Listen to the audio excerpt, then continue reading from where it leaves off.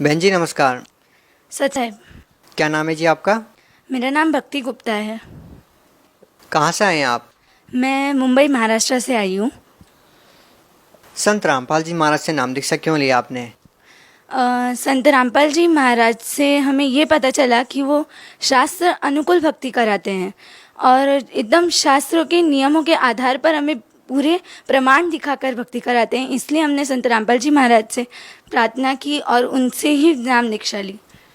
ऐसा आपको संत रामपाल जी महाराज ने क्या बताया कि आपको लगा कि आज तक शास्त्रों में छुपे हुए गूढ़ रहस्य आज तक किसी भी संत ने आपको नहीं बताए?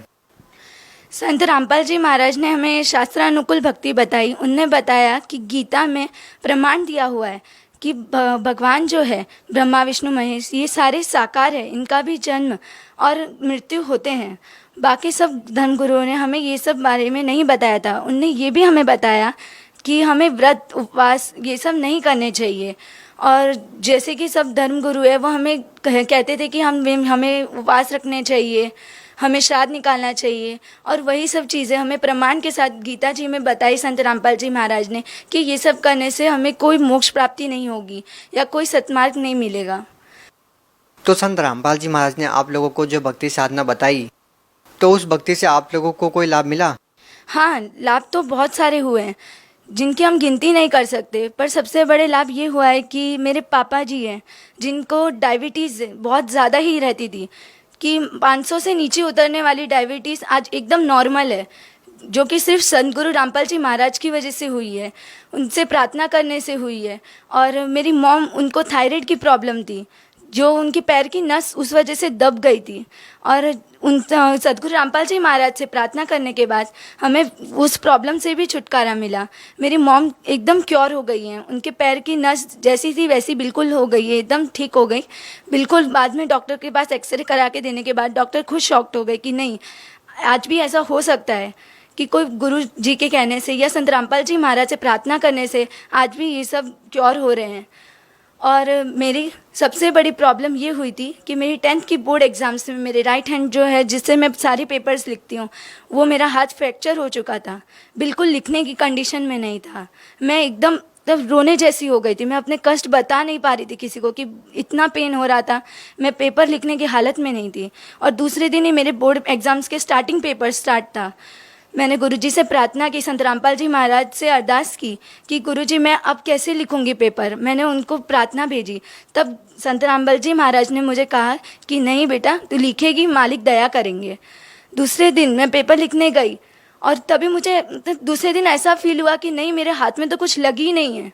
मैं बिल्कुल आराम से पेपर लिख रही थी, जिस स्पीड से मैं नॉर्मल हाथ से लिखती थी उसी स्पीड से मैं अपने टूटे हुए हाथ से लिख रही थी। मुझे खुद को यकीन नहीं हो रहा था, पर फिर भी मैंने सबसे पहले पेपर कंप्लीट किया और आज भी मुझे बोर्ड्स में 85% आए हैं और पूरे महाराष्ट्र में जो टॉप कॉलेज है उस कॉलेज में एडमिशन मिला है, तो मेरे लिए बहुत बड़ी बात है। भक्ति जी एक बात बताइए हमको, आप माया नगरी नाम से मशहूर मुंबई शहर में रहते हैं। वही संत रामपाल जी महाराज के कुछ नियम हैं। जो उनसे नाम दीक्षा लेता है उनको किसी भी प्रकार का नाच गाना नहीं करना होता है, गाने नहीं सुनने होते हैं। संत रामपाल जी महाराज जी कहते हैं कि जो मेरे भगत होंगे वो अश्लील गाने नहीं सुनेंगे, शराब नहीं पिएंगे, उसको हाथ तक नहीं लगाएंगे, जुआ नहीं खेलेंगे, दहेज नहीं लेंगे। इतने सारे नियम संत रामपाल जी महाराज जी अपने शिष्यों को बताते हैं। क्या आप मुंबई जैसे शहर में रहते हुए इन सभी नियमों का पालन कर पाते हैं? जी हाँ, पहले हमसे भी ये सब नहीं हो पाते थे, पर सद्गुरु रामपाल जी महाराज के शरण में आने के बाद अंदर से ही वो जिज्ञासा, वो प्रेम जाग उठता है दूसरों के प्रति, और बाद में हम सोचते हैं कि नहीं, ये सब गलत है, और वाकई में ये सब छुड़वाकर वो सबका लोक कल्याण कर रहे हैं। तो संत रामपाल जी महाराज हमें कुछ ऐसी चीज़ नहीं बताते जो हमारे लिए गलत हो या फिर जिससे हमें आगे कुछ पाप का फेस करना हो। हमें जो भी बताते हैं वो सत्य बताते हैं और पूरे प्रमाण के साथ बताते हैं। आपका नाम ही भक्ति है और हम भक्ति से रिलेटेड ही आपसे प्रश्न पूछते हैं।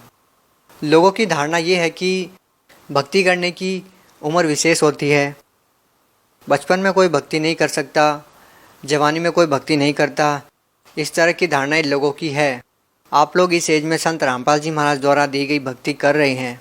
आप उन लोगों को क्या कहना चाहेंगे जो लोग ये कहते हैं कि बचपन में या युवा अवस्था में भक्ति नहीं होती है, भक्ति करने की एक विशेष अवस्था होती है? आप उन लोगों को क्या कहना चाहेंगे?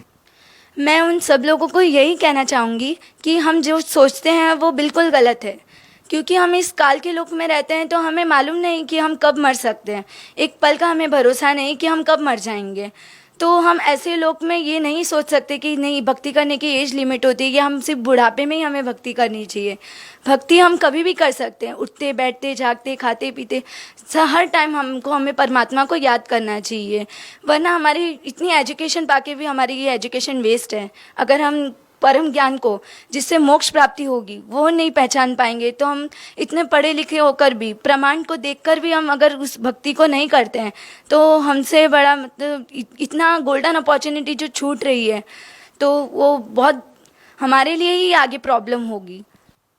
हरियाणा से सैकड़ों किलोमीटर दूर मुंबई शहर में संत रामपाल जी महाराज की इतनी लोकप्रियता, युवा लोग संत रामपाल जी महाराज को इस कदर फॉलो करते हैं, उनके नियमों पर चलते हैं।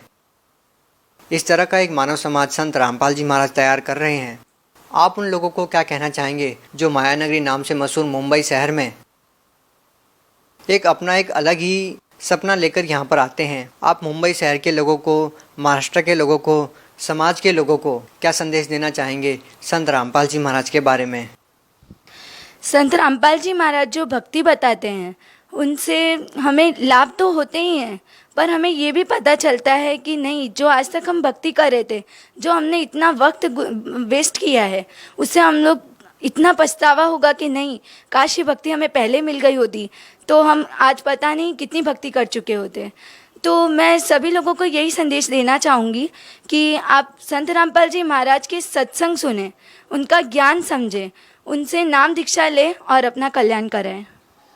एक अंतिम प्रश्न आपसे पूछना चाहेंगे कि आज लोगों के सामने सबसे जटिल प्रश्न ये है कि लाखों लोगों की भीड़ में एक सच्चे संत को पहचानना लोगों के लिए कितना मुश्किल है। लोग कैसे पहचान करेंगे कि कौन सही संत है और कौन सही नहीं है?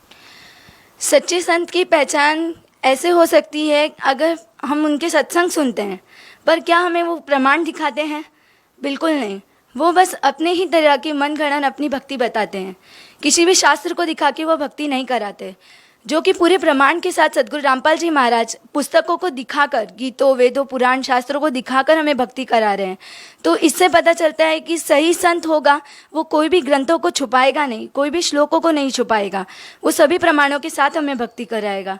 तो जो संत रामपाल जी महाराज भक्ति करा रहे हैं वो पूरे प्रमाणों सहित करा रहे हैं। तो मुझे ऐसा लगता है कि वो भक्ति बिल्कुल सही है और शास्त्र अनुकूल है।